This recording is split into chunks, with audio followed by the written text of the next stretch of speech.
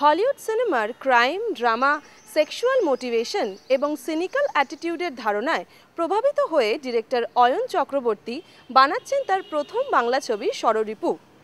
Fab four ফিল্মসের পরিবেশনায় এই ছবিতে মুখ্য চরিত্রে অভিনয় করছেন চিরঞ্জিত চক্রবর্তী, রজতাভ দত্ত, কনিনিকা ছাড়াও বাংলাদেশি অভিনেত্রী সোহানা সাবা। এটা একটা বাংলা নয়ার ফিল্ম। নয়ার ফিল্ম মানে মেনলি হলিউডেই হয়, বাংলাতেও হয়েছে, হয়নি তা না, কিন্তু হয়েছে অনেক দিন আগে হয়েছে।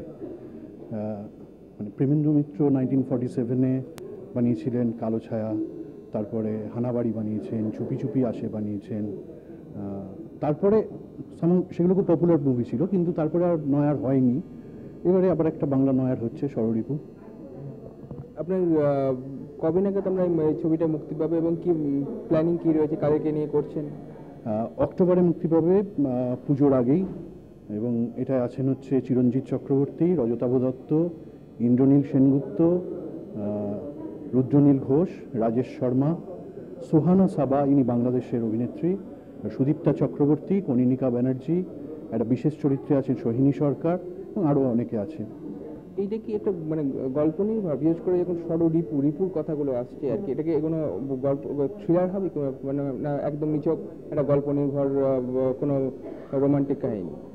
না, একদমই রোমান্টিক না। ষড়রিপু মানে প্রাচ্য দর্শনে যে 6টা রিপুর কথা বলা আছে, কাম, ক্রোধ, লোভ, মদ, মোহ, মাৎসর্য, দেখা যায় যে কোনো ক্রাইমের পেছনেই একটা না একটা রিপু থাকেই। আমাদের এই গল্পে 5টা মার্ডার হয়, মানে কলকাতা শহরে মাত্র 2 ঘন্টায় 5টা ডেড বডি পাওয়া যায়।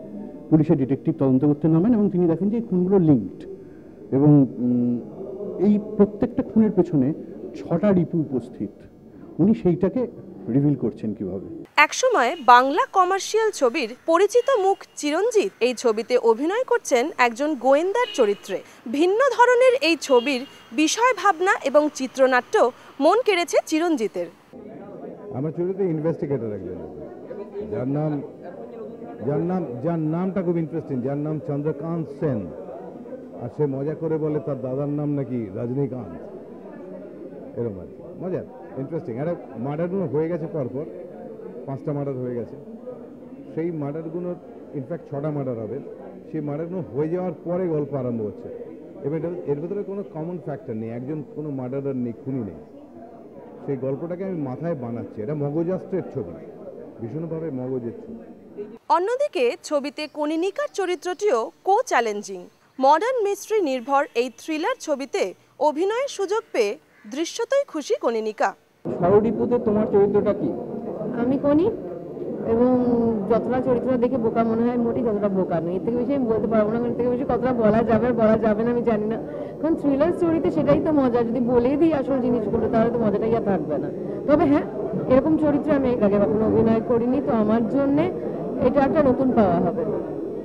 এবং একটা মার্ডার মিস্ট্রির উপর কাজ করছো, একটা থ্রিলার, মানে এর মধ্যে কোনো রোমান্টিসিজম আছে না? কমপ্লিট একটা থ্রিলার। সেটা দেখলে বোঝা যাবে রোম্যান্স আছে কিনা। হ্যাঁ, মার্ডার মিস্ট্রি নিশ্চয়ই কোনো না কোনো কারণেই হয়, তাই না? ষড়রিপু মানেই তো তাই, তার মধ্যে প্রেম, লালসা, এগুলো তো কিছু না কিছু থাকবেই, না হলে তো গল্পটা দানাই বাঁধবে না। প্রথমবার টলিউড সিনেমাতে সুযোগ পেয়ে রোমাঞ্চিত ওপার বাংলার নায়িকা সোহানা সাবা। নিজের 100% তিনি উজাড় করে দিতে চান এই ছবিতে। বাংলাদেশে অভিনয় করেছো, এই প্রথম কলকাতায় কাজ করছো, কিরকম মনে হচ্ছে তোমার?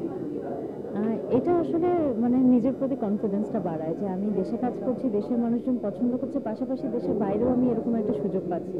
মানে সুযোগটা ঠিক আছে, কিন্তু এত বড় একটা চরিত্র, এত বড় একটা ইম্পর্টেন্ট টিমে কলকাতার অবশ্যই ইম্পর্টেন্ট পার্সনগুলো এখানে ইনভলভ আছে, এবং ইনভলভ আছে মানেই ভালো কিছু হতে চলেছে। তো সেটার সাথে ইনভলভ হওয়া, ডাক পাওয়া অবশ্যই আমি লাগবে। এটাই কি তোমার প্রথমবার কলকাতায় আসা বাংলা ছবি করতে? বাংলা ছবি করতে প্রথম আসা, কিন্তু কলকাতায় অসংখ্যবার এসেছি। এই যে বাংলা ছবি করলে, মানে ওখানেও বাংলা ছবি করেছো, এখানেও গল্প স্ক্রিপ্টিং দেখেছো, তোমার কিরকম মনে হয় দুদেশের মধ্যে কোথাও কি কোনো মিল আছে না একটা ফারাক রয়েছে? প্রথমেই তো একটা বড় মিল আছে, আমাদের ভাষাটা এক। আর অবশ্যই শুধু আমি এখানে দেশকে ব্র্যাকেটে ফেলবো না, আমার মনে হয় প্রত্যেকটা ডিরেক্টরেরই আলাদা আলাদা গল্প বলার ধরন আছে, আলাদা আলাদা গল্প আছে, আর বলার জন্য আলাদা গল্প আছে। তো সেই জায়গা থেকে তো অবশ্যই আলাদা। এবং মানে আমার কাছে অরুণধারী স্ক্রিপ্টটা পড়ে খুবই ইন্টারেস্টিং লেগেছে, কারণ আমার দেশের বাইরে মানে কলকাতার স্ক্রিপ্ট কখনো পড়া হয়নি, কাজ দেখা হয়েছে।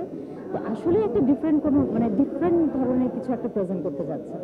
কেন রাজি হলে? স্ক্রিপ্টের মধ্যে কি স্পেশালিটি রয়েছে যাতে তোমাকে কলকাতায় এই প্রথম বাংলা ছবি করতে রাজি করানো হলো? প্রথমত তো আমার কাছে মনে হয়নি যে আমি এখানে, যেমন বাংলা সিনেমায় আমি যখন বাংলাদেশে কাজ করি তখন অবশ্যই আমি সিম্পল কাজ থাকি বা ইম্পর্টেন্ট ক্যারেক্টারটা থাকি। তো সেই জায়গা থেকে আমার কিন্তু এই চাওয়াটাও থাকবে। তো যখন আমি দেখছি যে না, এখানে যখন 8 জনই চরিত্র, ইম্পর্টেন্ট চরিত্র অভিনয় করছি, তখন ভালো লাগাটা কাজ করে। এবং ডানে বামে যেদিকেই তাকাচ্ছি সব ইম্পর্টেন্ট পার্সন যাদেরকে আমি চিনি, বা যেমন চিরঞ্জিত দাদাকে ছোটবেলায় দেখেই বা জন্মের পর থেকেই দেখে আসছি, তো তাদের সাথে কাজ করতে অবশ্যই ভালো লাগছে। আর এরকম একটা চরিত্র যেখানে অভিনয় করার এত বড় একটা সুযোগ আছে, সেখানে না বলাটা তো বোকামি।